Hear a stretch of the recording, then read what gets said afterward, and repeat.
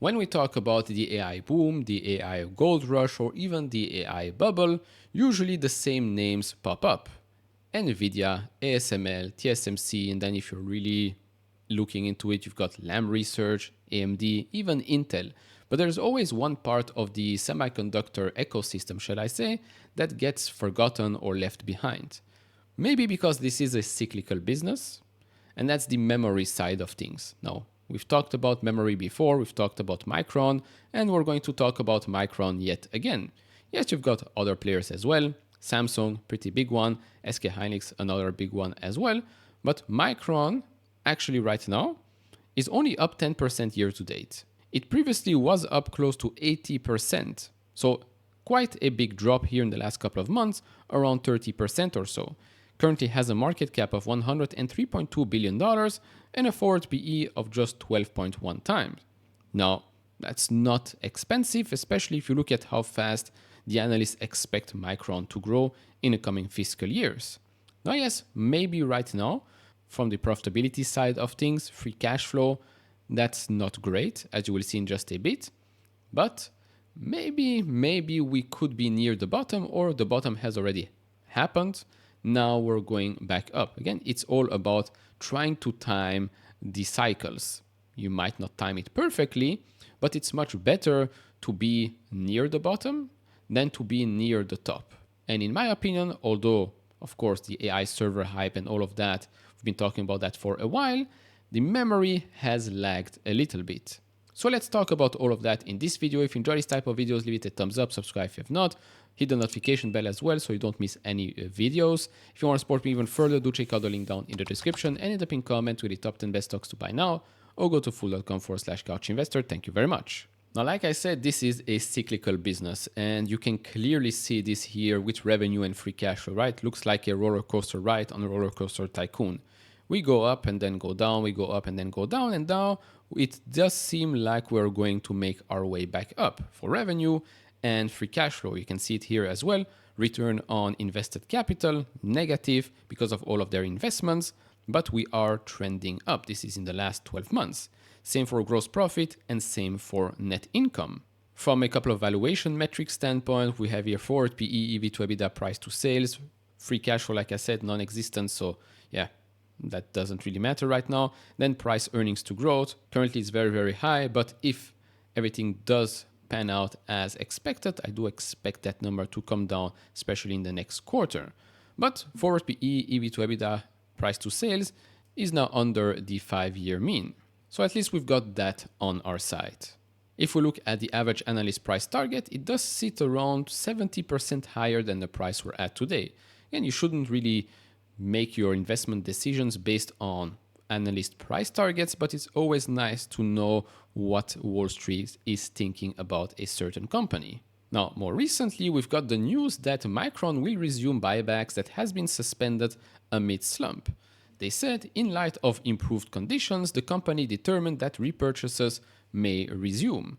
Now, this is a buyback program that was initiated a couple of years ago, actually, and was suspended, I believe, in 2022 because things didn't look that great. So to hear this, to get this message, I mean, it surely is reassuring for investors. Now, by the way, just because we have huge momentum when it comes to AI servers, it does not mean that all the other business, automotive, smartphone, AI PC, stuff like that, are all going to accelerate as fast as AI servers. No, we might get a recovery, but it might also be a little slower than previously expected. So take all of that into consideration. Plus, Micron is not the only memory player, like we've said before. So, a couple of comments here that were made in the last earnings call and earnings report with regards to data center revenue that grew over 50% sequentially, driven by strong demand for AI-related products like HBM, high-capacity DIMMs, and data center SSDs. HBM market share, Micron expects to achieve HBM market share in line with its DRAM share by 2025, generating significant revenue that will be around 20 to 25%. As for CapEx for fiscal 2025, projected to be around 30 to 35% of revenue to support HBM, fab construction, and technology transitions. That's why the profitability profile of the company right now is getting hit. It's because of all of those investments. As for DRAM and NAND demand, industry DRAM and NAND bit demand growth expected to be mid-teens in 2024 with supply below demand. They also said that their HBM shipment run began in fiscal quarter 3 and they generated over $100 million in HBM3E revenue in the quarter at margin accretive to DRAM and overall company margins. They expect to generate several hundred millions of dollars of revenue from HBM in fiscal year 24 and multiple billions in revenue from HBM in 2025. That's why I said try and get in early in the cycle. Now, in the previous quarter, revenue came in at $6.8 billion. That's up 17% quarter over quarter and 82% year over year. The majority, 36.1%, comes from compute and networking, 26.7% from mobile, 20.2% from embedded, and 17.1% from storage. So we've got this split here, DRAM and NAND, $4.7 billion DRAM representing 69% of total revenue. That revenue was up 13% quarter over quarter, and they say our bit shipments decreased by a mid-single digit percentage quarter over quarter, but ASPs did increase approximately 20% quarter over quarter.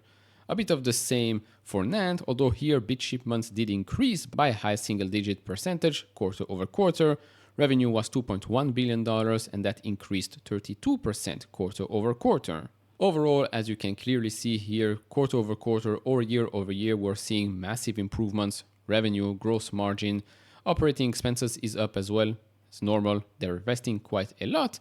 Net income did come down and diluted earnings per share comes down as well quarter over quarter, but big improvements year over year, and all of that on a GAAP basis. As for revenue for the next quarter, you can expect another nice growth quarter over quarter. They expect revenue to come in at $7.6 billion with gross margin on a GAAP basis 33.5%. Operating expenses $1.19 billion, so also up quarter over quarter, and diluted earnings per share of around 61 cents. So what you're getting here is a business that is doing quite well. It's doing quite well right now. It's expected to do quite well in the future, although they're making various investments today. Of course, we know with investments, with roadmaps, long-term roadmaps, things don't always work out the way you think it will. Sometimes there are delays, supply and demand, etc., etc. So take all of that into consideration. That's why you're looking for a risk-reward profile that is quite balanced. Of course, right now, it's much better than buying at $150, $140, right? We got more information, company is doing better, the buybacks are coming back, so definitely a better time to start looking at Micron or maybe accumulating some shares as well. Now, if we're looking at the graph right now, we can see that we are in an area where previously we got rejected twice. So this was a double top back here in 2021, 2022. After that, well, the stock went back down. It dropped, I think, 50% or so. But now let's see if that can serve as a type of support. We did drop a little bit below, especially after last week, Black Monday. But now we are trying to make our way back up over that $95 point. Let's try and make that now a support and not another resistance. RSI is low, but not extremely low, so definitely not oversold on the weekly. If you want to look at the daily, RSI was, of course, oversold last week at the start of last week, but has recovered a little bit. On the daily, it is low, but not oversold anymore. If you look at the 200-day moving average, that sits at $104, the 50-day one at $114, and the 20-day one at $103.9. So all in all, I think Micron is an interesting company to look at right now at these prices under $100. Of course, like I said, things don't always work out on time, especially not in the semiconductor industry, but risk-reward wise, I do think that it does favor Micron today. It's not in my personal portfolio right now. It's definitely on the watch list. I'm going to study that company a little bit further. Maybe it's going to stay on the watch list. Maybe it's going to be a buy opportunity trade, short-term trade type of thing. Remains to be seen, but do share your thoughts down in the comment section below. Like, subscribe, do all of that, and I see you all in the next one. Bye-bye.